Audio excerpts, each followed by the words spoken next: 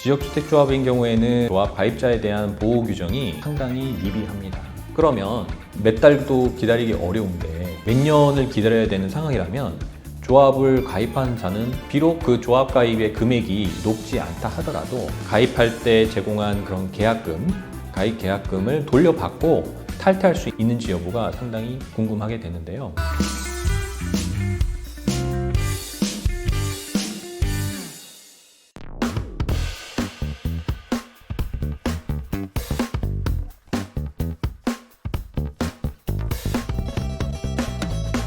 지역주택조합은 아파트 분양하고 달리 조합을 가입한 다음에 조합 설립 인가 후에 분양을 통해서 진행하는 방식인데, 지역주택조합인 경우에는 조합 가입자에 대한 보호 규정이 상당히 미비합니다. 가장 중요한 게 조합에 가입한 사람의 동의율이 상당히 높게 설정하는 방식으로 이제 법이 개정됐는데요. 조합 설립을 하기 전에는 80%의 동의를 받아야 되고, 토지 소유자의 그 다음에 사업계획 승인을 받기 위해서는 95% 이상 동의를 받아서 실질적으로 사업을 진행할 수 있게끔 해서 조합원들의 권리를 보호하게끔 그렇게 법에서 규정하고 있습니다. 보통의 지역주택조합의 진행을 보면은 조합 가입자의 동의율, 아까 말한 80%라든지 95%라든지 그런 동의율을 구하는 것 자체가 상당한 시간을 요구합니다.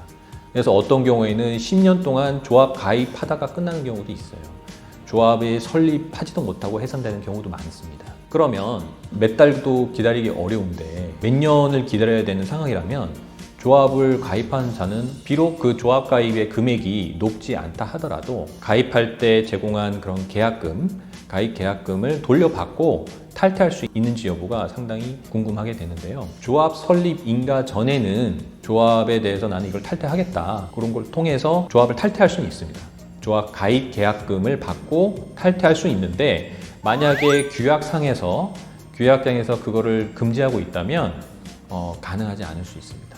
그리고 특히 조합 설립 인가 이후에는 법적으로 조합을 탈퇴할 수가 없습니다. 왜냐하면 이 지역주택 조합 자체가 동의율을 상당히 높이 규정되기 때문에 조합을 임의로 탈퇴할 수 있다고 법에서 규정하게 되면은 지역주택 조합 자체를 진행할 수 없게 됩니다. 특히 조합 설립 인가 이후에는 법적으로 불가능하고, 조합 설립 인가 전에는 규약상에서 탈퇴할 수 없다는, 규약이라는 게 일종의 각서가 될 수도 있고 자치 법규가 될 수는 있는데, 그런 게 있는 상태에서 인지하고 내가 가입을 했다면 사법상의 계약으로 탈퇴할 수 없는 게 됩니다.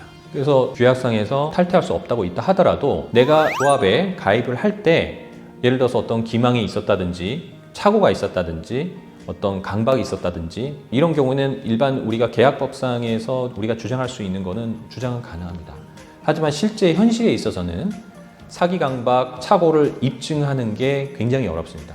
그래서 현실상은 어렵다. 그러면 어떻게 해야 되느냐? 가장 중요한 것은 우리가 지역주택조합을 가입하기 전에 그거를 중개하는 중개인이라든가 조합에서 홍보하는 그런 것들을 면밀하게 보고, 구청이라든가 이런 걸 통해서 사업 진행이 실질적으로 어떻게 돼가고 있는지를 확인하는 습관이 필요합니다. 단순히 가입해서 쉽게 탈퇴할 수 있다고 생각해서는 안 됩니다. 굉장히 어렵기 때문에 그런 거는 사전에 미리 검토하고 진행하는 게 가장 현명한 방법입니다.